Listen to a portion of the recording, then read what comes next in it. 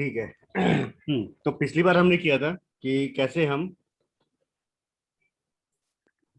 Backup और restore. Backup और restore यानी कि एक्सपोर्ट और इंपोर्ट, कैसे हम एसक्यूएल से इंपोर्ट कर सकते हैं माई एसक्यूएल से, और हम्म कैसे हम उसका डाटा एक्सपोर्ट कर सकते हैं, ये किया हम्म था। हम्म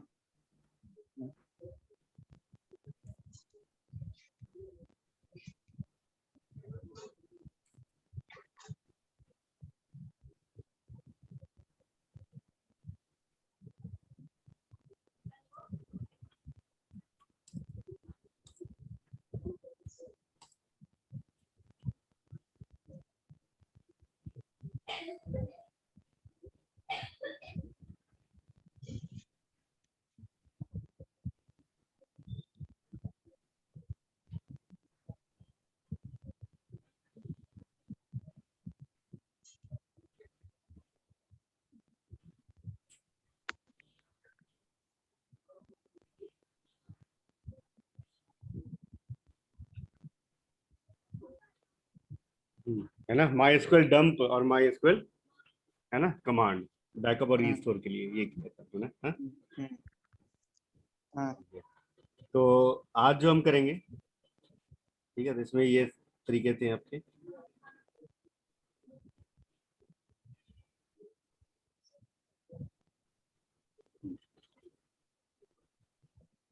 ठीक है, चेंज पासवर्ड है। हम्म हम्म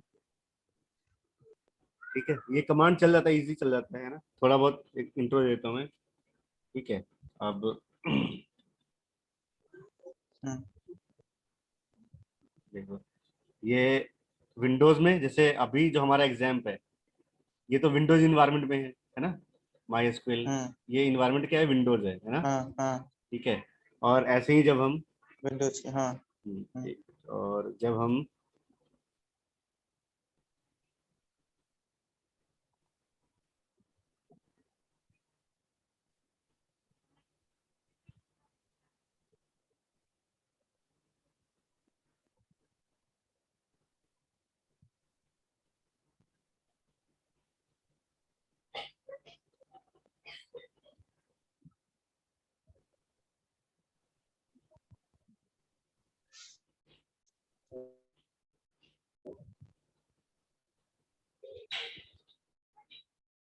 जैसे ये AWS का सर्वर लिया हुआ है, हम्म तो इसमें एक हम्म, सिक्योरिटी होती है कि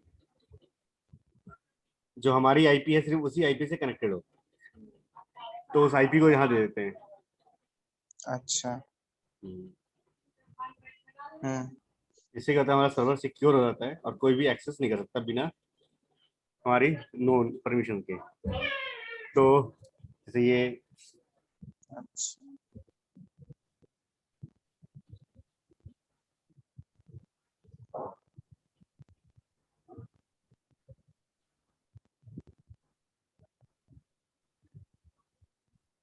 ठीक है, ये आ गया। ठीक है, तो ये है आपका यूबंटू सर्वर है ना? तो हम्म हम्म जैसे अगर यहाँ देखें हम,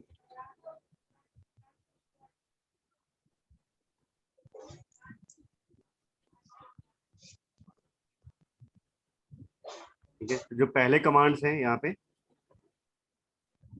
है ना, ये देखो, ये लाइनक्स की है। हम्म ठीक है, ये यूबंटू में ये कमांड चलेगा। और लाइनक्स उबुंटू की है, हाँ डेबियन। हाँ, यूबंटू और डेबियन में ये हाँ कमांड, यानी कि जो डेबियन। अभी जो मैंने ये सर्वर खोला हुआ है, इस पे ये कमांड चलेगा कि हाँ sudo ठीक है। फिर स्पेस, मतलब अभी चलाएंगे नहीं, ये तो सर्वर वो हो जाएगा, वेबसाइट रुक जाएगी। हाँ sudo root etc। हाँ ठीक है, और इसी फिर उसके। init dot D. ठीक है, और फिर माई एसक्यूएल, और क्या करना है जी, स्टॉप मैस करना है। स्टॉप एक। ठीक है, जिसे स्टॉप करेंगे, है ना, तो जो ये सर्वर है, ये सर्वर इसका है, हम्म इस पे ये वाली वेबसाइट चल रही है,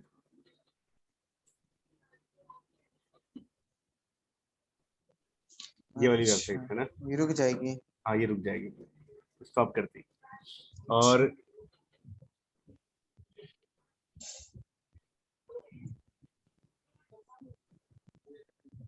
ठीक है। कमांड क्या था सर?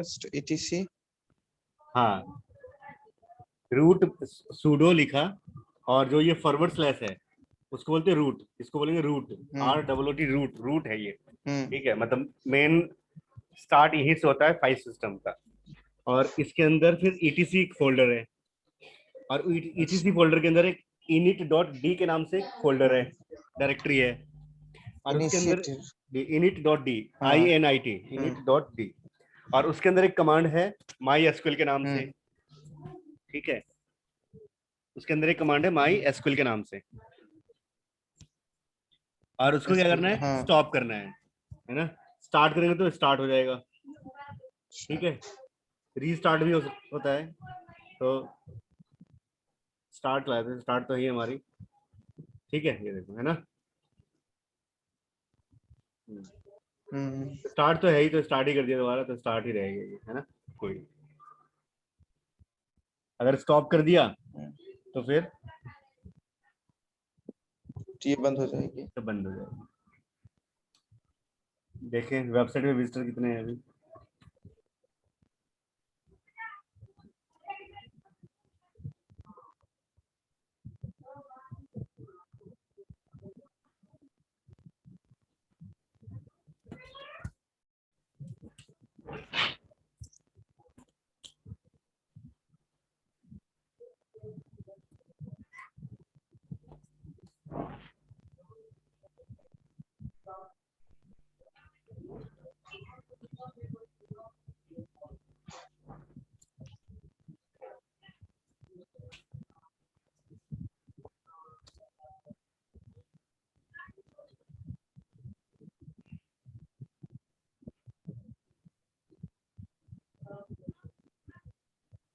अभी है 3 यूजर है ना, और एक तो हमें 2 और हैं।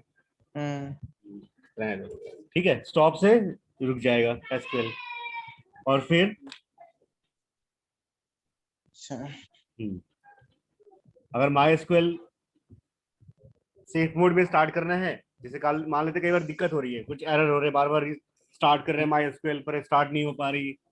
ठीक है, तो जैसे होता है ना कंप्यूटर सिस्टम, तो स्टार्ट कर रहे हैं, स्टार्ट नहीं होता, तो क्या करते हैं, तो सेफ मोड में स्टार्ट करते हैं, है ना। और फिर सेफ मोड में, और फिर देखते हैं कि सेफ मोड में स्टार्ट होने के बाद हम फिर चेक करते हैं कि क्या दिक्कत है क्या नहीं है। क्योंकि जब हम कंप्यूटर सिस्टम सेफ मोड में स्टार्ट करते हैं तो इसका मतलब होता है कि कम से कम डिवाइस के कॉन्फ़िगरेशन के साथ आपका सिस्टम स्टार्ट होता है।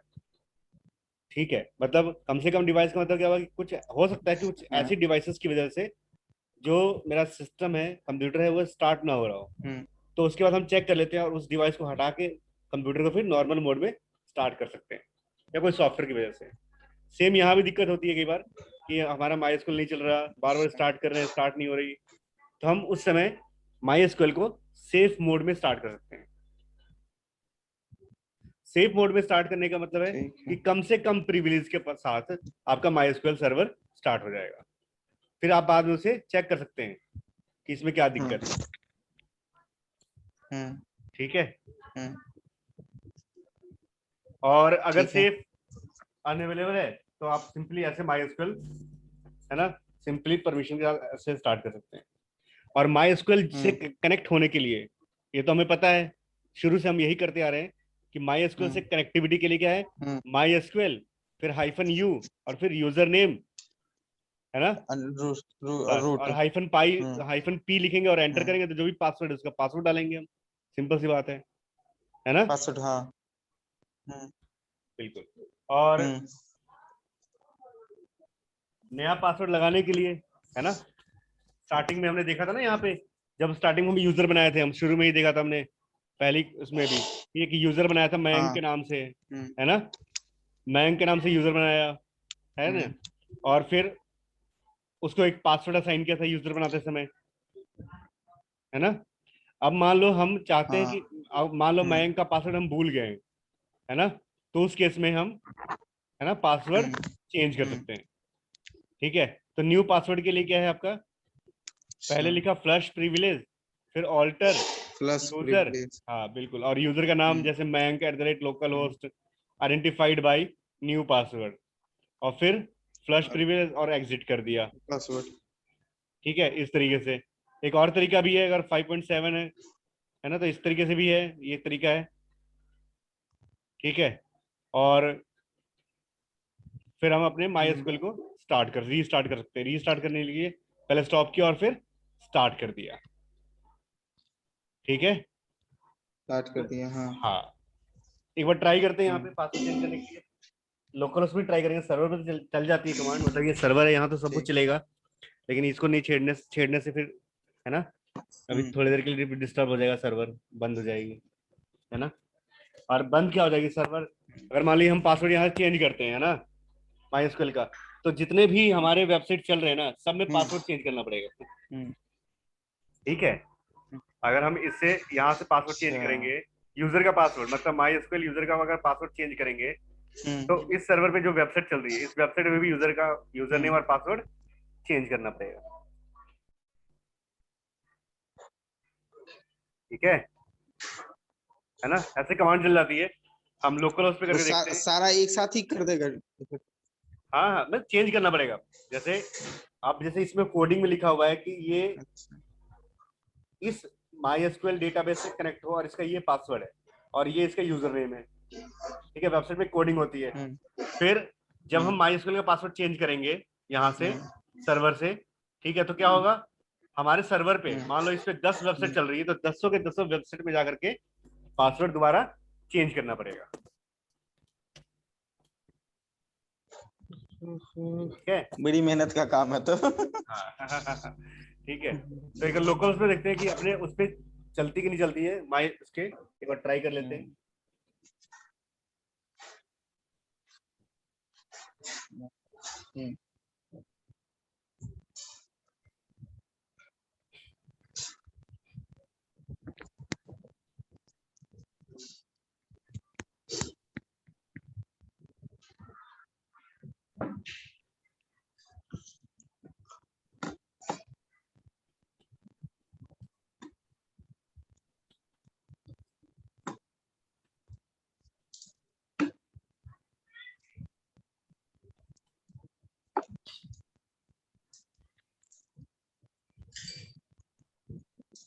फ्लश,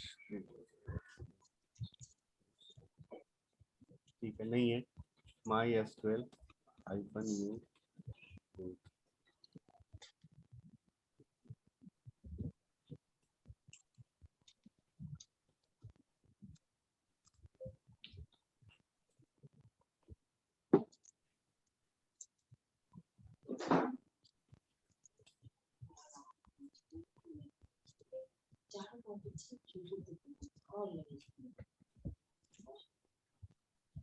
प्लस तो काम ही नहीं कर रहा है सर। इसमें करेगा यहाँ पे, जब हम एग्जिट रूट में नहीं करते।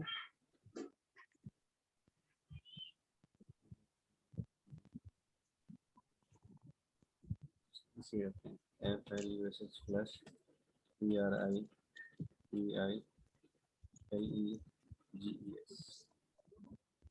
ठीक है, हो गया, है ना, रूट में लॉगिन कर लिया हमने, रूट में लॉगिन करके अच्छा, हाँ, काम। फिर फ्लश प्रिविलेज किया। अब हाँ। इस यूजर का पासवर्ड चेंज करना है ना, तो ऑल्टर,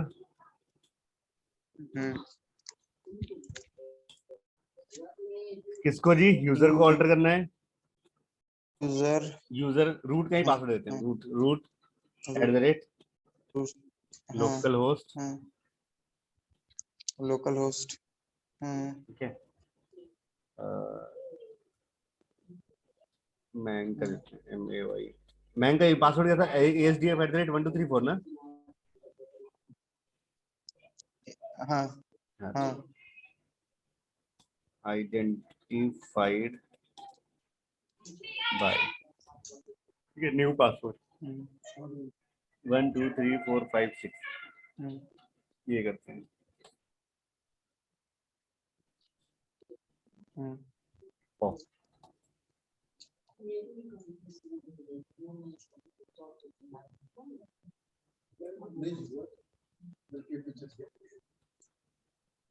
तो फिर से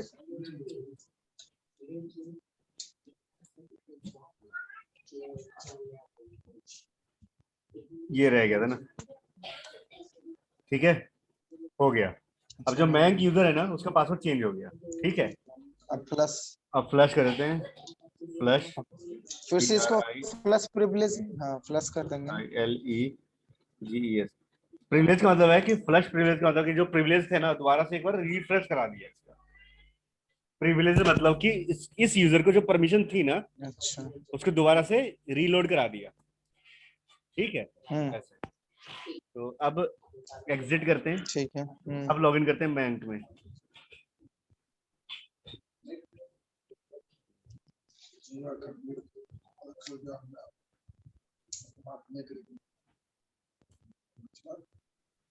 ठीक है, पासवर्ड ASDF@1234। नहीं लिया ना पासवर्ड। अब नया नहीं का लेगा। नया पासवर्ड क्या था? हाँ हाँ। 123456 हो गया। 1 2 3 4 5 हो गया लॉगिन। 6। हाँ ठीक है, तो इस हाँ। तरीके से हम जो यूजर है उसका पासवर्ड ये हाँ। चेंज कर सकते हैं माइस्क्वेल में। चेंज कर सकते हैं। ठीक है, ये कमांड कहीं भी चला जाएगा, आपको चल जाएगा, सिंपल है। ठीक है। ठीक। अब ये है विंडोज पे जाके, हाँ। हाँ,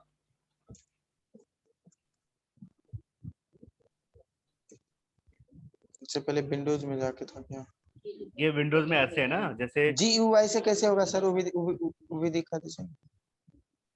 जीयूआई से, एक जीयूआई से इसमें हम्म। ऑप्शन नहीं है, लोकल होस्ट।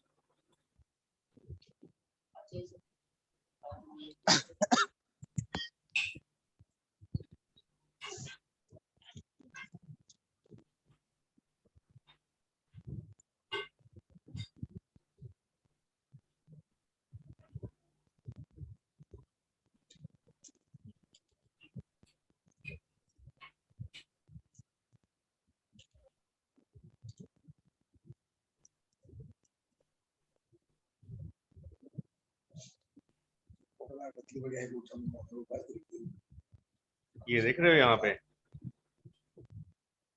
जीयूआई से, हम्म। है ना। मयंक में जैसे मयंक यूजर हम्म। है ना, तो क्या क्या है यहाँ पे ऑप्शन, इसको क्लिक किया, हम्म। ठीक है। लोकल होस्ट ऑल प्रिविलेज है, ग्रांट है, ये एक्सपोर्ट है, रिमूव कर सकते हैं, डेटाबेस ड्रॉप कर सकते हैं, हम्म। ठीक है। यहाँ पे पासवर्ड चेंज का ऑप्शन नहीं है, एडिट प्रिविलेज में जाके करते हैं। ये देखो इस यूजर को क्या क्या परमिशन है ना। यहाँ होगा सर। एक हाँ मैं हाँ। जो मयंक हाँ। यूजर है, हम्म। मयंक यूजर सिलेक्ट कर सकता है ना। डेटा के ऊपर जो डेटा कमांड होती है, select, insert, update, delete, file. Hmm. Structure वाली कमांड है, ऑल्ट क्रिएट, ऊपर है ना alter, sir, change drop. Password दे दिया ना। हाँ यहाँ है चेंज पासवर्ड, है ना। ठीक है, स्ट्रक्चर पे जो कमांड चला सकता है, क्रिएट, ऑल्टर, है ना, drop, create temporary views, show views, create routine, alter routine, execute, create view, event, trigger. और एडमिनिस्ट्रेशन कमांड चला सकता है, grant, super, process, reload, shutdown, है ना, show databases, lock tables, reference, replication client, है ना, रेप्लिकेशन सेव, क्रिएट यूजर। ठीक है, ये एडमिनिस्ट्रेशन कमांड है, मतलब कमांड के तीन कैटेगरी बना दी इसने। एक डेटा वाली कमांड, एक स्ट्रक्चर वाली कमांड, और एक डेटा हाँ स्ट्रक्चर एडमिनिस्ट्रेशन की कमांड। और एक एडमिनिस्ट्रेशन। ठीक है। और ठीक है, यहाँ पे डेटाबेस देखने के लिए होगा, और फिर ये चेंज पासवर्ड है ना। चेंज पासवर्ड में करंट पासवर्ड की नीड नहीं है, ठीक है। हम चाहते हैं कि स्ट्रॉन्ग पासवर्ड जनरेट करें, तो यहाँ से भी कर सकते हैं, जनरेट स्ट्रॉन्ग पासवर्ड, ठीक है ना, नीचे बटन जनरेट का। हम कहते हैं कि नो पासवर्ड रिक्वायर्ड, तो नो कर दो, तो बिना पासवर्ड के, है ना, पासवर्ड नहीं मांगेगा, ठीक है। ये डेटाबेस, इस यूजर की क्या डेटाबेस है।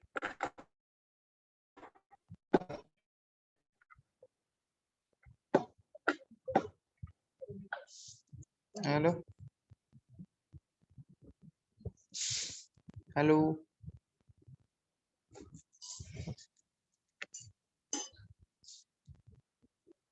अच्छा, हेलो। हेलो। हाँ सर, स्क्रीन रुक हाँ हाँ रुक हेलो। गया। हाँ आ गया, आ गया। वो नेट चला गया था। हाँ हाँ हाँ। ठीक है। तो यहाँ पे बता रहा है कि ये डेटाबेसेस हैं। तो ये डेटाबेस। ये जो यूजर है ना, हम्म ऑनरशिप लेता है, ऑनरशिप इन हम्म डेटाबेस का ऑनरशिप यूजर के पास है, बैंक यूजर के पास है ना। ठीक है। लॉगिन इंफॉर्मेशन, हाँ। हम्म, ठीक है, ये सारी डिटेल है कहाँ यहाँ कहाँ पे। सब लॉगिन हो रहे हैं, क्या है नहीं है पूरी। और ये ग्लोबल सेटिंग है। तो इस तरीके से जीयूआई मोड से हम, है ना, सिंपली। हाँ हाँ।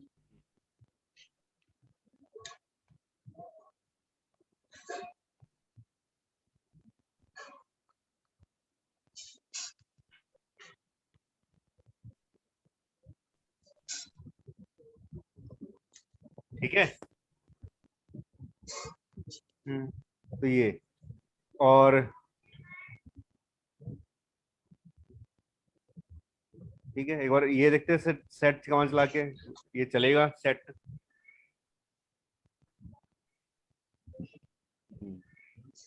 Set password for password for Mayank रूम @ जो भी हो local local host, local host ठीक है, equals to equal to password. ASSWORD password, ठीक है, और न्यू पासवर्ड 1 2 3 4 5 6 7 8 तक कर दिया। ठीक है। अब करते हैं एग्जिट और मयंक में हाँ लॉगिन ले करते लिया। हैं, है ना, कमांड चल गया ना। अब मयंक में लॉगिन करते हैं हम, तो पासवर्ड है, हम्म पिछला था 1 2 3 4 5 6, एक्सेस डिनाइड। 4 5 6 हाँ। न्यू पासवर्ड है वन नहीं लिया। Two three four five six seven eight है ना, हो गया ना ये। ठीक है, पासवर्ड सिंपल रखते हैं ना। ठीक है, एग्जिट हम्म 1 2 3 4 5 6। ठीक है, तो ये कमांड भी आपकी, है ना, ऐसे हम पासवर्ड चेंज कर सकते हैं। ठीक है, प्रोसेस क्या है एक पासवर्ड मिनट चेंज करने का? लिखने दीजिए तो सर, 1 मिनट रुक जाइए। लिख लो। ठीक है, लिखो। लिखने से ये होता है कि एक बार लिखना जरूरी होता है ना। हाँ, लिख लेते हैं ना तो याद भी रहता है थोड़ा बहुत। हाँ हाँ।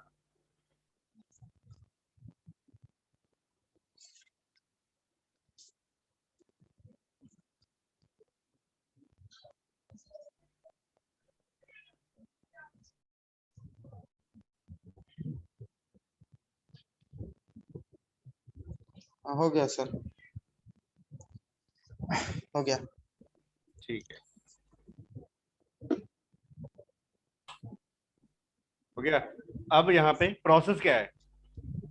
Stop the hmm my start the MySQL। ठीक है, स्टॉप भी कर सकते हैं, स्टार्ट कर सकते हैं। हम्म ठीक है, फिर कनेक्ट कनेक्ट। अब हम्म ये स्टार्ट स्टॉप हम्म कंपलसरी तो नहीं है, जरूरी नहीं है कि हम स्टार्ट और स्टॉप करें ही करें, है ना।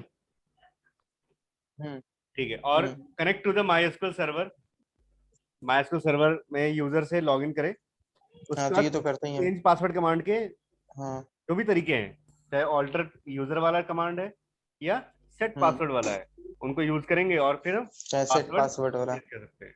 हम्म तो नया वर्जन है तो उसमें ऑल्टर यूजर, ठीक है, हम्म अगर मारिया डीबी है या कोई ओल्डर वर्जन है उसमें भी सेट करके चल जाएगा ये। और फिर हम माई स्कूल को रीस्टार्ट कर लेते हैं। हम्म ठीक है, हाँ, पासवर्ड चेंज करने के बाद माई स्कूल रीस्टार्ट करना हम्म जरूरी होता है। ठीक है, क्लियर। हम्म तभी वो रिफ्लेक्ट होगा, ये तो बीच में कोई भी अचानक से दिक्कत आ सकती है। ठीक है।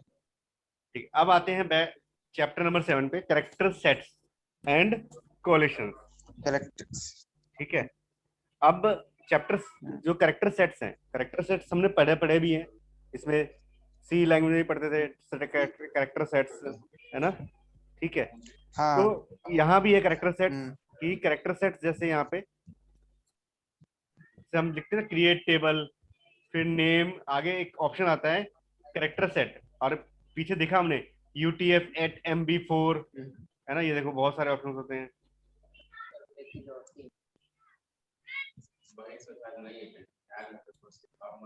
ये देखो कोलेशंस है ना, देखो देखो है ना, अगर इसको एडिट करो या फिर न्यू ले लो आप,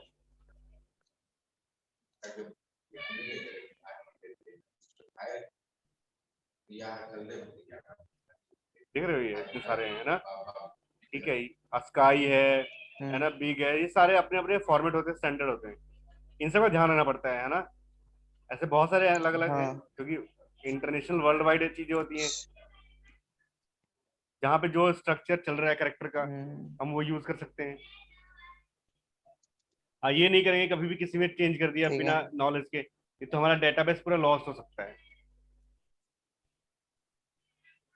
ठीक है, कैरेक्टर सेट, और जब हम टेबल कोई टेबल है,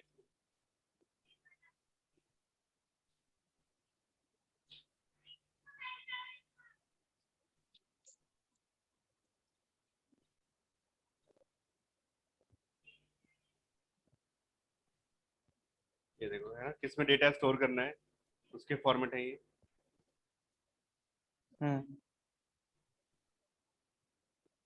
ठीक है, डेटाबेस बनाना है तो वो कौन सा स्टैंडर्ड होना चाहिए, डेटाबेस का स्टैंडर्ड, कॉलेक्शन, फिर टेबल का कॉलेक्शन स्टैंडर्ड, ऐसे ही फील्ड का भी। ठीक है, जरूरी होता है कि ये सब आपस में सिंक रहे चीजें। तो connections, vital to use character set is to tell the MySQL server which encoding the client's bytes are।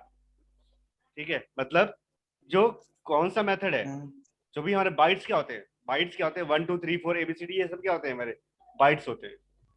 ठीक है, कंप्यूटर सिस्टम के अंदर ये जो भी चीज देख रहे हो ना, कनेक्शन, कनेक्शन लिखा जो वर्ड लिख रहा है हमारे लिए तो वर्ड है ये, पर कंप्यूटर के लिए क्या है, ये 1 2 3 4 5 6 7 8 9 10 बाइट है।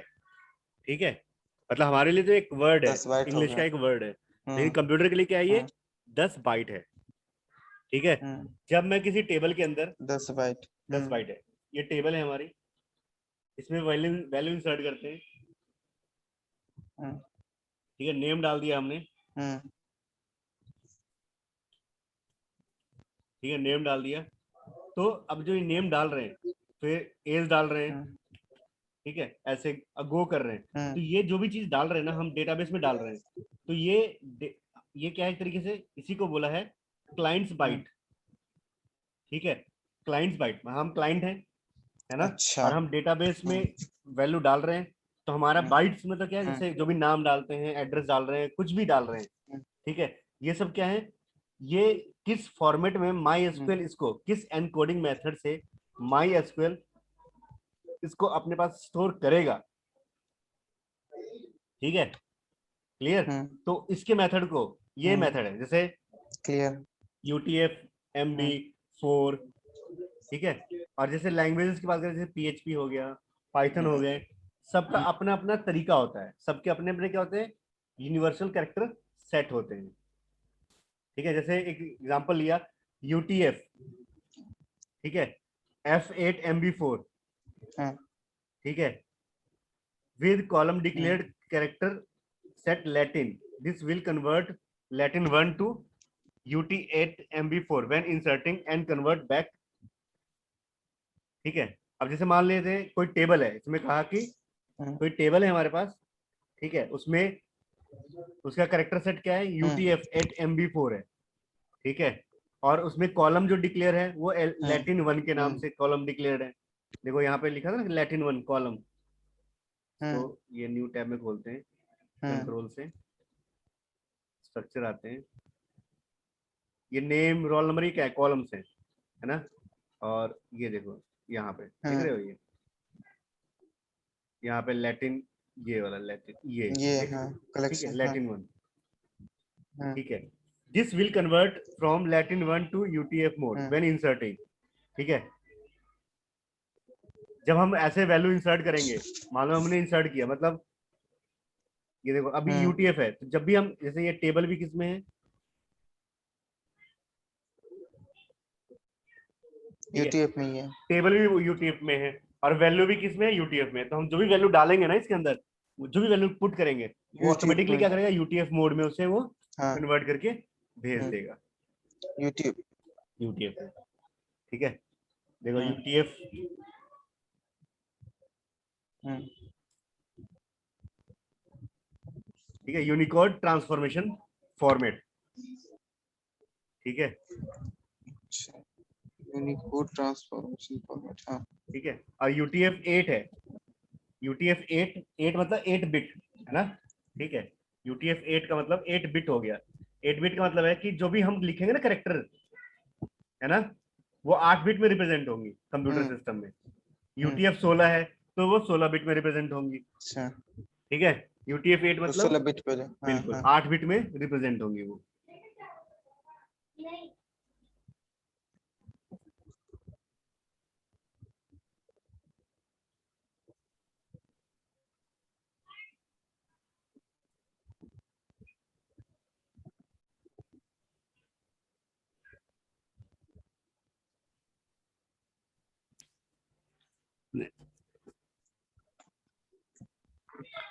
अरे यार, यूटीएफ 8 4 है ना एमबी, यूटीएफ 8 हम्म। 4 बाइट एनकोडिंग मेथड है ये देखो, है ना। यूटीएफ 8 MB4 कैरेक्टर सेट, जैसे इसमें support BMP and supplementary by characters, है ना। मतलब अगर ये फॉर्मेट है तो बीएमपी होता है ना, बिट मैपिंग, है ना, बीएमपी। आवाज हाँ आ हाँ, रही है? बिट में। हम्म। हाँ, तो हाँ, बीएमपी, आ रही है, आ रही है, हाँ आ रही बिल्कुल है सर। बिल्कुल। और रिक्वायर मैक्सिमम ऑफ 4 बाइट्स पर मेगाबाइट कैरेक्टर, है ना, मल्टीबाइट में। हर एक मल्टीबाइट एक 4 बाइट का आएगा उसमें रिक्वायर होंगे, मल्टी, हाँ। ठीक है। तो जैसे मान लो कोई डेटाबेस है, हम कोई इमेज डाल रहे हैं, है ना, बिट मैपिंग डाल रहे हैं और वो इंसर्ट नहीं हो रहा, तो उस समय हम ये स्टैंडर्ड फॉर्मेट रख सकते हैं। मतलब सबके अलग अलग तरीके होते हैं, किसी को किस में रिप्रेजेंट करने हैं। अच्छा, ठीक।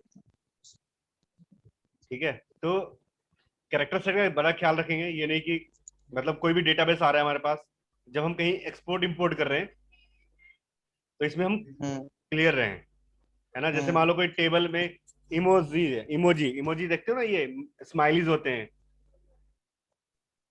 हम्म। इमोजी हम्म। स्माइलीज होते हैं, है ना। हम्म। हम्म।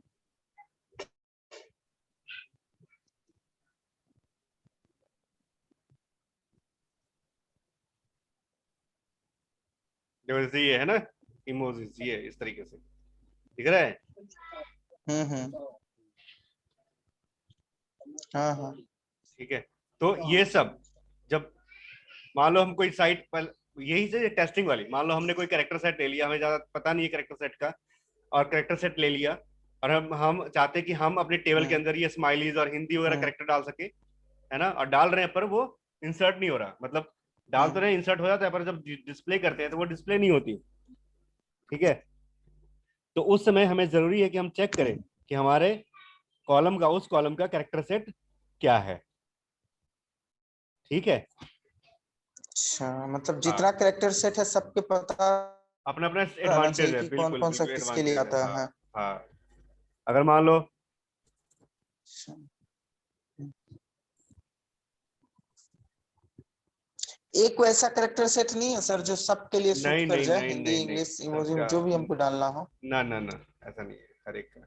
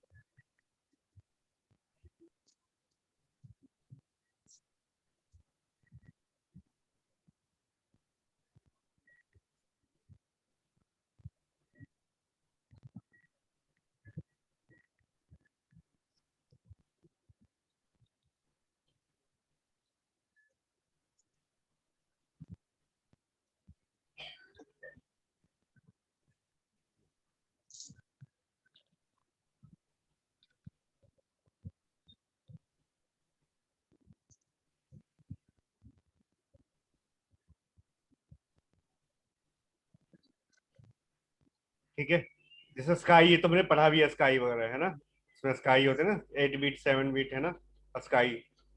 हाँ हाँ स्काई हो गया, स्काई कोड हो गए, लैटिन हो गया, हाँ, ये तो कैरेक्टर लैटिन स्काई होते हो हैं गया, सारे। बिल्कुल लैटिन स्काई, लैटिन और स्काई दोनों सपोर्ट हम्म। करेगा, है ना। सिर्फ जो हमारे जो वेस्टर्न यूरोपियन लैंग्वेजेस है उनके लिए स्काई यूज कर सकते हैं, है ना, स्काई बेसिक या फिर लैटिन स्काई यूज कर सकते हैं। तो वेबसाइट बना रहे हैं जो वेस्टर्न यूरोपियन लैंग्वेज को सपोर्ट करे। ऐसे यूटीएफ है आपका, है ना, 1 2 3 वो बाइट वाले सबसेट ऑफ यूटीएफ के सबसेट्स हैं, मतलब सबसेट का मतलब है कि यूटीएफ के वेरिएंट्स हैं। इसमें इमोजीज वगैरह नहीं आते, हाँ है ना, जैसे इस पे इमोजीज,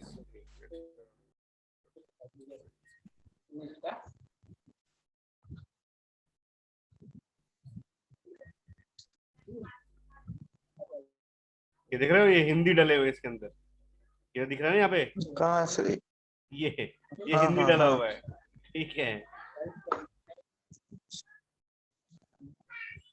हिंदी है और इमोजीज है इसके अंदर। इसका इसका देखो इसका कैरेक्टर सेट इसका क्या है, इसका लैटिन, करेक्टर टाइप क्या है सर? लैटिन है, Latin, Latin sweet Latin Swedish है ना। है। हाँ, अच्छा, क्योंकि लैटिन यूटीएफ वन में है अगर ना। अगर ये यूटीएफ में होगा ना, हम्म।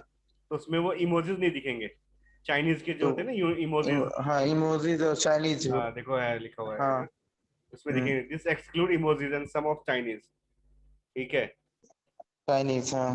हाँ उसमें नहीं है, तो इसलिए इसको किस में कर रखा है हमने कि इमोजीज दिखे हाँ, इसके अंदर, इसलिए इसका लैटिन वन स्वीडिश, है ना, सीआई यूज किया हुआ है। लैटिन वन स्वीडिश, हाँ। हाँ देखो, Latin one Swedish CI, single byte character set, ठीक है, जैसे हाँ, यूटीएफ जनरल होते हैं वैसे ही है। सिंगल बाइट है ये।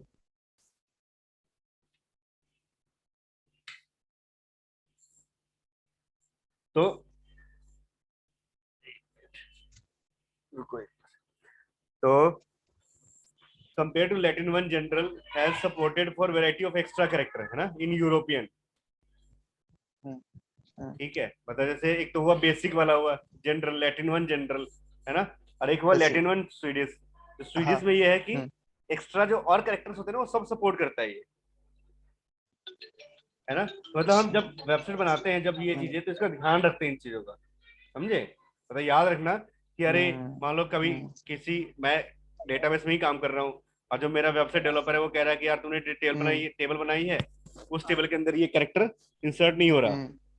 ठीक है, उस तो इंसर्ट नहीं हो रहा, हम्म। मतलब उस समय फटाफट माइंड स्ट्राइक होना चाहिए कि हाँ कोई ना कोई कैरेक्टर सेट है जो हम मिस कर रहे हैं उस पर्टिकुलर टेक्स्ट के लिए, ठीक है। हम्म।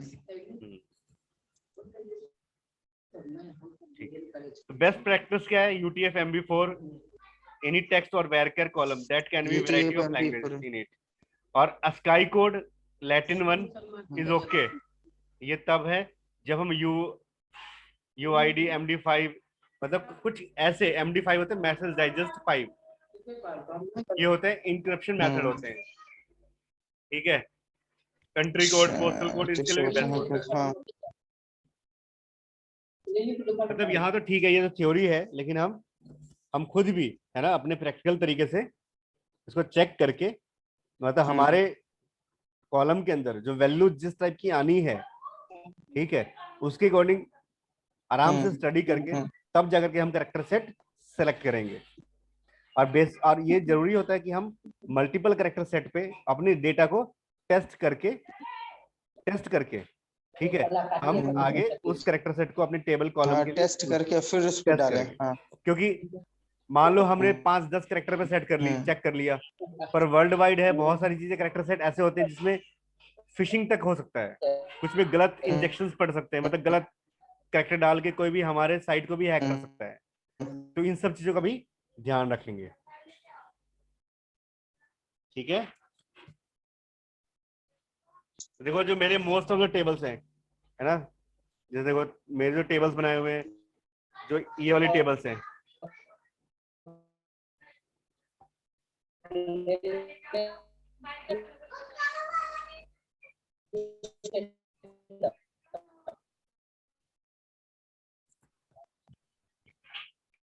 हम्म, आवाज आ रही है क्या? नेटवर्क चला जाता है क्या कई बार ना?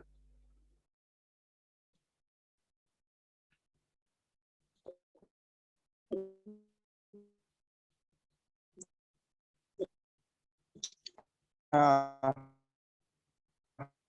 हाँ हाँ वेट हाँ करो, नेटवर्क चला जा रहा है।